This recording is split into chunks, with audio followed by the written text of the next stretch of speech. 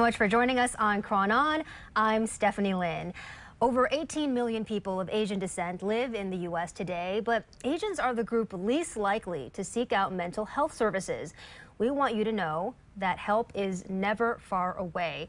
Joining me now is Dr. Jenny Wang. She's a Taiwanese-American clinical psychologist and expert on racial trauma, and she's just written a new book, Permission to Come Home: Reclaiming Mental Health as Asian Americans. Jenny, thank you so much for being with us today. Thank you so much for having me. So your book puts into words what so many people may have struggled with but have not been able to articulate to themselves. So first off, I'd like to ask you, though, why are Asian Americans the least likely to seek mental health services? I think there's a combination of intersecting factors. The first thing that comes to mind is that there's still such a strong stigma associated with mental health. Oftentimes, mental health is framed as a diagnosable severe condition, such as schizophrenia, bipolar disorder, conditions in which, often are seen as, oh, those are things that other people experience, but we don't struggle with mental health. Those are not things that apply to us. And so I think the stigma also is driven by some of the cultural values of, this idea of saving face, wanting to preserve our sense of reputation, our persona outwardly to the interfacing world, and so wanting to present our best light. And when that is a priority within a culture, it makes it very difficult to display vulnerability or even seek help for our mental health. Definitely conversations that I've actually had and heard about from my own peers out here in the Bay Area and the Asian American community. Doctor, your book surfaces the friction that can happen between second-generation Asian Americans and their immigrant parents, how that can shape our relationships and how we treat ourselves. So can you walk us through some of the common challenges that you've heard of?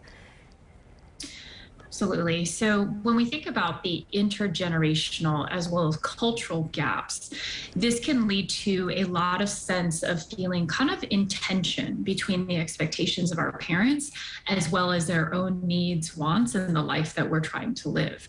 And one of the things that often surfaces is how we make decisions about important things in our lives, whether it's our major, our degree that we are earning, it may be related to our profession or, our choice of partners in our lives.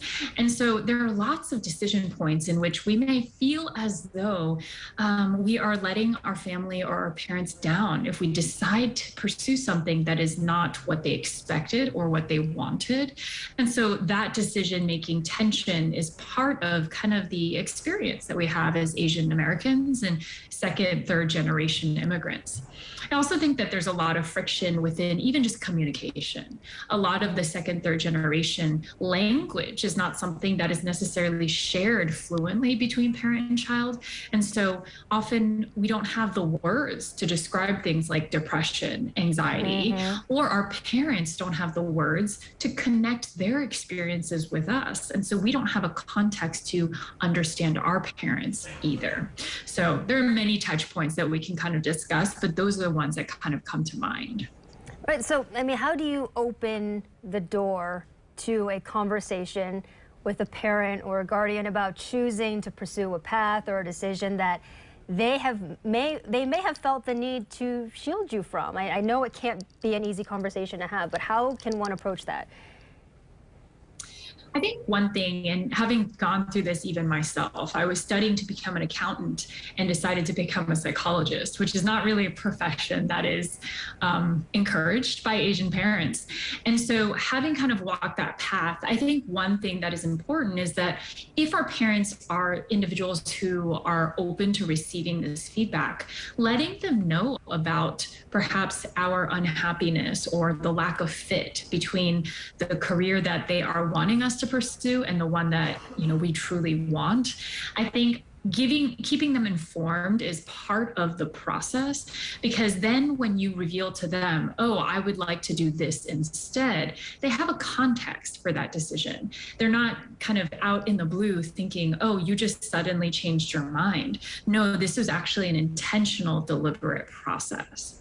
Mm-hmm. Another thing that we want to think about is sustainability. right? When we pursue careers that are not a good fit for us or does not bring us a sense of fulfillment or purpose, it becomes really difficult, perhaps, to sustain that career over decades. And so our parents may not understand that or frame it that way because oftentimes our immigrant parents may have just stayed at a job because it was stable and it provided income. But they didn't have the privilege of being able to say, I want to be happy, or I want to be fulfilled, or I want my profession to give me meaning. And so it's hard for them to understand that context if the second or third generations say that they actually value things like meaning, purpose, impact over things that our parents might have valued, such as financial security. And so one of the things I always say is, sure, we can pursue a field that maybe is not for us, but if we hate it, how long can we endure that until we eventually shift out of it anyway? Some very good points that you're making there. And I also would like, to take this time to also address the fact that people of our parents' generation, they may have experienced trauma themselves, possibly being among the first in their families to make it to the United States. So, there may be some hesitation among those of the older generation to seek mental health support because of the stigmas also attached to that. So what kind of conversations can members of the younger generation have with their parents and elders to encourage them to get help? I think one of the starting places that we could kind of think about or explore is simply the idea of, can we hold space for our parents to share their stories? Now, for many reasons, given language barriers, given even cultural differences, or their own history of trauma, they may not be willing or open to sharing those stories. And that is not their fault. That is how they preserve their mental health in kind of its most basic form, is to avoid content that might activate or trigger their trauma experiences. So one of the things that I kind of say is, if your parent is not willing to share about really painful memories, well, perhaps could they share stories with you about some positive memories, perhaps individuals who helped them when they came to America, or what were some moments in which they felt really proud when they were here? What were things that they were really proud of that they were able to overcome? And I think one of the things that, we have to consider is that oftentimes between the newer generation and the older generation, we kind of view each other as almost 2D caricatures, that we don't really fully know our parents, partially because of their difficulties in sharing their full selves with us. And likewise, the younger generation, we may struggle to share our full selves with them. And so one of the things that I try to say is, can we build bridges through stories or resonant experiences? Even if our parents do not acknowledge that mental health is an issue, my guess is they have had times where they felt really alone, that they might have even experienced depression symptoms, but they didn't know it.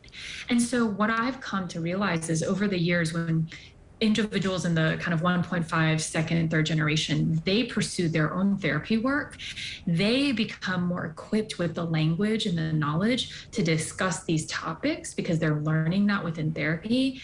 And now they can hold space for that older generation to also do that. And they model some of these psychological tools for their own parents. And it's remarkable to see how some parents are able to meet their children in this really special space. Yeah. And doctor, at this time of elevated hate crimes and trauma that we've seen from the pandemic, what are some tips that you recommend to help people get through the day?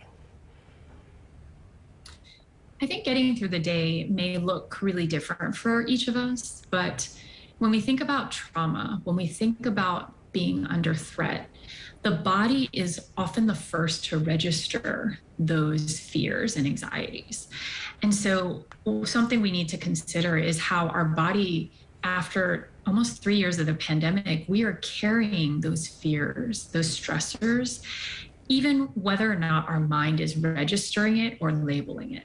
And so can we tune into the bodily experience? Perhaps your heart rate is going quickly, or perhaps you're sweating, perhaps your body is constricted, your muscles are tight. I would say that movement is also a form of healing.